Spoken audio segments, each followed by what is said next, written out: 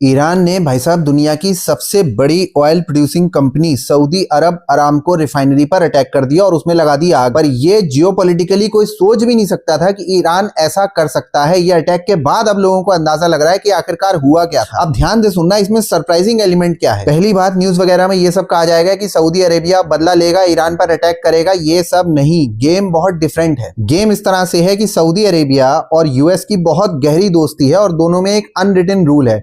क्या कि यूएस अपने रडार सिस्टम्स प्रोवाइड कराएगा, अपना मिलिट्री इंस्टॉलेशन प्रोवाइड कराएगा और सऊदी अरेबिया की रिफाइनरी को और ओवरऑल सऊदी अरेबिया को बहुत बढ़िया करके प्रोटेक्शन देगा। इसमें मिलियंस और बिलियंस ऑफ डॉलर्स खर्च करेगा। तो बात आती है कि अटैक कैसे हो गया। इस गेम में ईरान ने जो ड्रोन यूज करा वो प्लास्टिक और कार्बन फाइबर का बना हुआ है और सब लोग जानते हैं कि रडार वर्क करता है इलेक्ट्रोमैग्नेटिक वेव्स के रिफ्लेक्शन पर।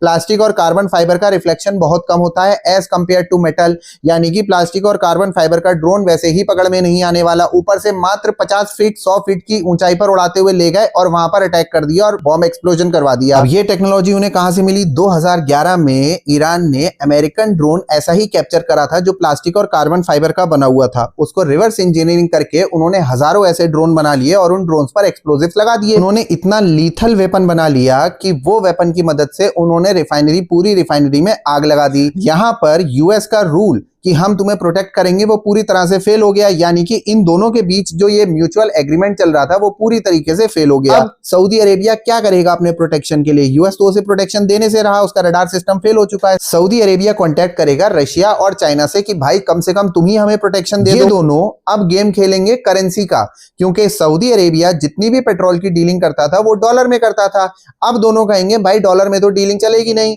हमारी करेंसी में डील करो। नुकसान किसे हुआ? डॉलर को, अमेरिकन इकोनॉमी को। फायदा किसे हुआ? रशिया और चाइना को, जो पर्दे के पीछे से गेम खेल रहे हैं। यानी कि जियोपॉलिटिकली आप कहो वॉर तो चल रहा है, लेकिन वॉर के पीछे सच में एक शतरंज की गेम भी चल रही है।